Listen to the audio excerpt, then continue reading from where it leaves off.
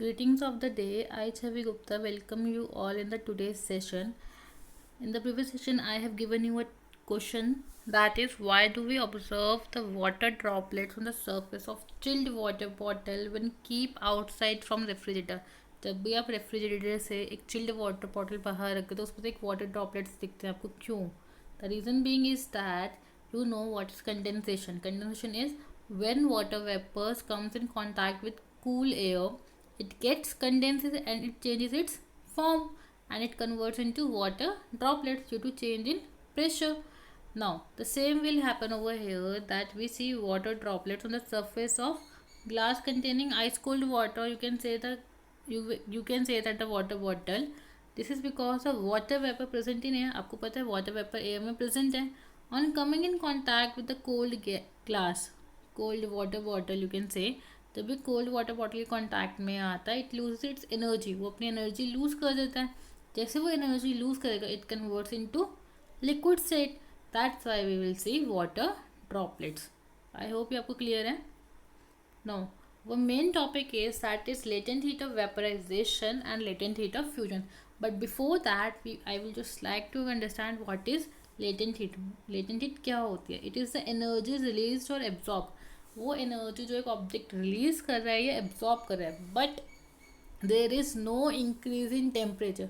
आप energy absorb कर रहे हैं, आप एनर्जी रिलीज कर रहे हैं, but there is no increase और डिक्रीज इन टेम्परेचर. आपके टेम्परेचर में ना कोई इंक्रीज आ रहा है ना कोई डिक्रीज आ रहा है. That is known as latent heat of vapour, latent heat. Now for example, when you keep on boiling the water, आप जब वाटर को बॉयल कर रहे हैं, it keeps on boiling, but when you keep the thermometer, if it reaches the 100 degrees Celsius, it will not show any increase in the temperature.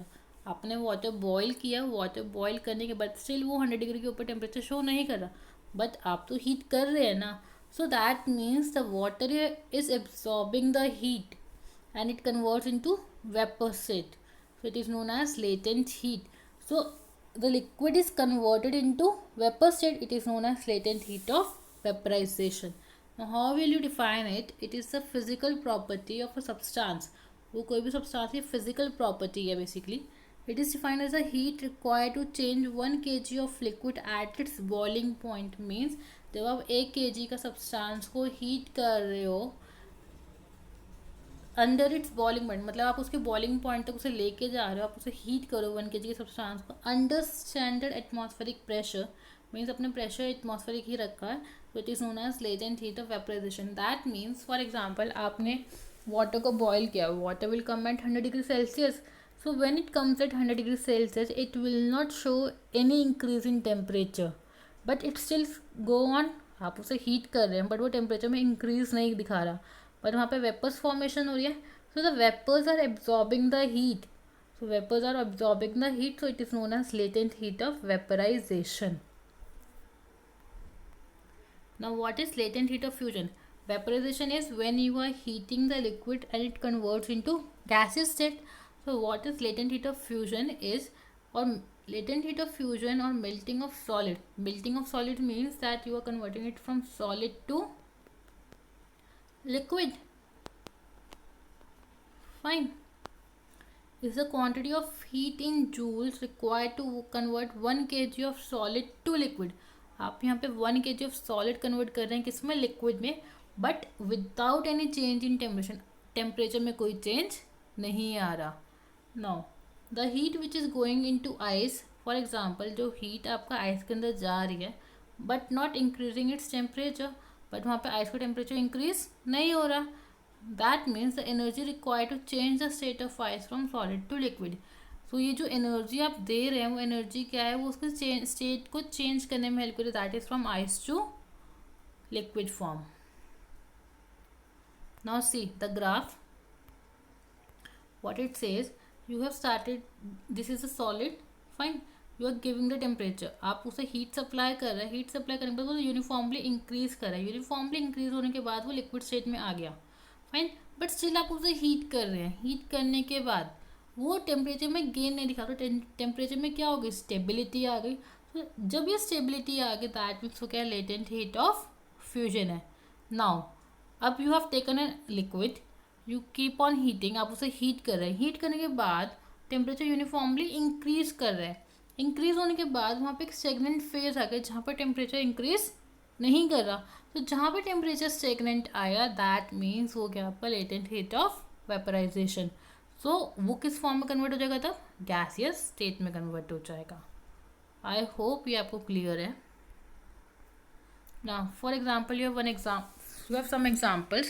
See the first one. What the picture depicts, that you are heating a pan containing water and you remove the lid. As you remove the lid, you will get some steam.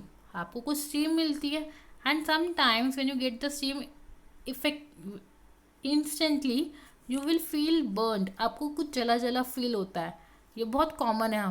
So that means the steam contains latent heat of vaporisation. इसलिए कहा जाता है जब आप lid को remove करते हैं किसी भी कंटेनर से, हॉट कंटेनर से, आपको बहुत केयरफुली रिमूव करना चाहिए, because the water is not that much harmful as compare to steam, because steam has absorb the latent heat of vaporisation, that's why it become harmful and it will cause you burn. Now always be careful when opening the lid of a pot when the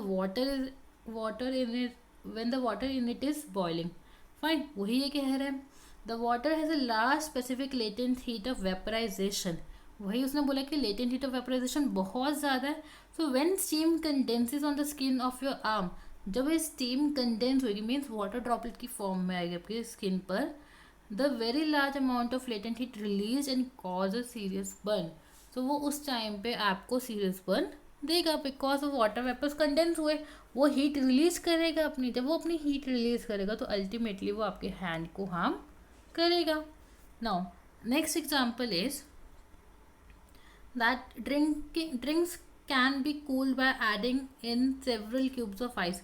आपने drinks को heat cool करने के लिए ice के बीच में रखा. When ice melts a large amount of heat is absorbed. जब ice melt होती है तो बहुत सारी अमाउंट ऑफ हीट वो एब्जॉर्ब करती है, and this lowers the temperature of the drink, जिससे आपकी ड्रिंक का टेम्परेचर लोअर हो जाता है, कम हो जाता है. That means ice has contain the large amount of heat and it is known as latent heat of fusion. So इसलिए जब भी आप कभी कभी बहुत चिल्ड बर्फ़ को या आइस को हैंड से उठाते हैं तो आपके हैंड्स पे जलन होती है. That was all because it contains latent heat of fusion and when it melts, when it condenses, so it will lead to the burning effect. Now the next example is the freshness of fish and meat can be maintained by placing them in contact with ice. आप आपने सुना होगा cold refrigerators है हमारे पास, वो क्या करता है आपके वेजिटेबल्स को फ्रेश रखते हैं बहुत टाइम तक. That was all because of this latent heat of fusion. Now see how. With its large latent heat, ice is able to absorb a large quantity of heat. वो बहुत ज़्यादा amount of heat absorb करता है. जब वो heat absorb करता है तो वो क्या करता है, उसको मेल्ट नहीं होने देता, उसको मेल्टिंग से रोक देता है. So food can be kept at A low temperature. आप फूड को बहुत कम टेम्परेचर पर रख सकते हैं for extended period of time. That means जो आप फूड रेफ्रिजरेट कर रहे हैं वो अल्टीमेटली क्या है, कोल्ड रेफ्रिजरेट कर रहे हैं, जो आप बर्फ़ में रखते हैं खाने को. That is all because the ice absorbs the latent heat of fusion and it will lead to preservation of food. Now our body feels cool after sweating. आपकी body cool हो जाती है sweating के बाद. Before that I will explain one more example. You know that our parents used to keep peas in the refrigerator to use in summers. Fine, आप या market से सफल मटर्स लाते हैं, सफल पीस लाते हैं. What was that? When you wash it instantly after removing from the refrigerator, जब आप सफल पीस को या आप मटर बोल लीजिए, पीस को जब आप रेफ्रिजरेटर से रिमूव करते हैं यानी किसी कंटेनर में पुट करते हैं, सो आप उसे जब वॉश करते हैं, वॉश करने के टाइम पे आपके हैंड्स में इचिंग होती है. That was all because the piece has contain the latent heat of vapour fusion and it starts losing it out. जब वो लूज कर रहा है तो वो आपके हाथ पे कंडेंस हो रहा है, एंड कंडेंस होने से वो आपको इचिंग इफेक्ट या बर्निंग इफेक्ट प्रोड्यूस कर रहा है. Now next example is that our body feel cool. हमारी बॉडी कूल फील करती है आफ्टर स्वेटिंग के बाद. This is all because of latent heat of vaporisation, because हमारी बॉडी में जितना वाटर कंटेंट था वो वेपर के फॉर्म में इवेपोरेट होना शुरू हो गया है. नाउ अब बॉडी ने वो हीट को एब्जॉर्ब किया from the body when sweats evaporate. Body ने वो हीट एब्जॉर्ब कर ली as a result the body is cooled by the removal of heat. So जब आपकी बॉडी में से हीट रिमूव होगी तो वो अल्टीमेटली आपको कूलिंग इफेक्ट जनरेट करती है. Next is water is the last specific latent heat of vaporisation. ये हम सबको पता है कि वाटर के पास बहुत ज़्यादा amount of latent heat of vaporisation होती है. This property enable steam to be use for cooking. इसलिए आप स्टीम में कभी कभी आप फूड कुक कर सकते हो बिकॉज उसमें लेटेंट हीट ऑफ वेपराइजेशन है. तो स्टीम जब कंडेंस होगी तो आपके फूड को कुक करने में हेल्प करेगी. So that means so steam can also be used for cooking food.